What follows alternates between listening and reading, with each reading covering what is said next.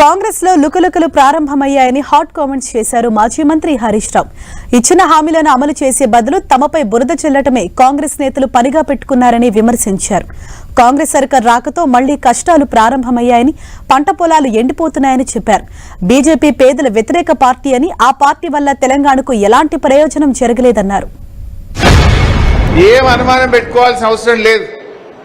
మనం 10 ఏళ్లు ఉన్నాం కనీసం, వాళ్ళు 4 నెలలు కాలే ఇప్పటికే ప్రభుత్వం మీద వ్యతిరేకత స్టార్ట్ అయింది.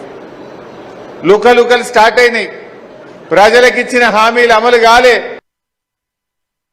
ఇది ఏఐసిసి రాహుల్ గాంధీ ఇచ్చిన మాట అన్నారు. ఇప్పుడు ఏమైందయ్యా 6 గ్యారంటీలు అంటే?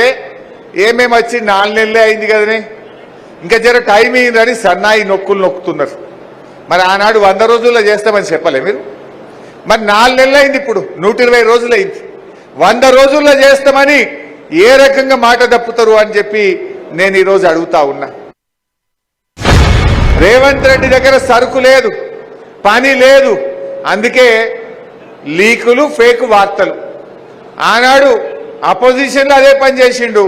గవర్నమెంట్ వచ్చినాక కూడా ఇంకా మన మీద బురద చల్లుకుంటా, మన మీద అక్కసును వెళ్ళగక్కుంటా కాలం వెళ్ళబుచ్చుతున్నాడు తప్ప ప్రజలకు ఆయన చేస్తున్న పని అయితే. బీజేపీ అనేది అది పేదల వ్యతిరేక పార్టీ, సంక్షేమ వ్యతిరేక పార్టీ. 10 ఏళ్లుగా తెలంగాణకు సహకరించని పార్టీ బీజేపీ పార్టీ. మన 7 మండలాలను లోయర్ సీలేరు ప్రాజెక్టును గుంజుకొని తెలంగాణకు అన్యాయం చేసిన పార్టీ బీజేపీ పార్టీ. కేసీఆర్ ఉన్నప్పుడు రైతులకు పుట్ల కొద్ది వడ్లు పండితే కాంగ్రెస్ వాళ్ళు వచ్చినాక పుట్టెడు దుఃఖం వచ్చింది.